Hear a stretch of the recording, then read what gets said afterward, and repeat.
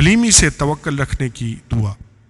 آئے خداوند میرا دل مغرور نہیں اور میں بلند نظر نہیں ہوں، نہ مجھے بڑے بڑے معاملوں سے کوئی سروکار ہے، نہ ان باتوں سے جو میری سمجھ سے باہر ہیں۔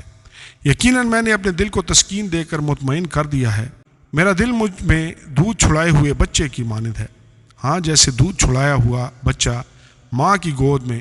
آئے اسرائیل اب سے ابد تک خداوند پر اعتماد کر۔ کلام مقدس پرانے عہد نامہ میں سے زبور کی کتاب، اس کا باب نمبر 131، حلیمی سے توکل رکھنے کی دعا۔